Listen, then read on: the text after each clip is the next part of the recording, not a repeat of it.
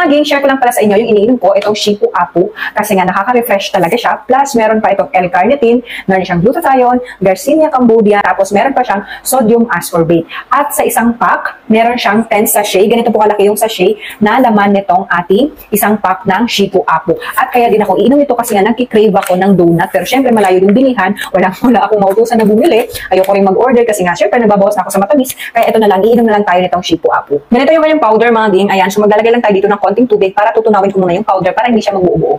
At ito na siya mga gang, timpa ko na siya. Siyempre, iinom na tayo. Alam nyo ba mga gang, ang sarap nito mga gang. Magugustuhan nyo talaga ito kung itatry nyo siya at matutulungan din kayo nito. Example, nag-crave kayo.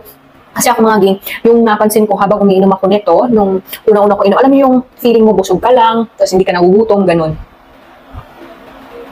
Eh dahil nag-crave tayo ng donut, kaya ito yung pantapat natin para mawala na yan sa isip ko at syempre hindi ko na ma-feel na gutom ako.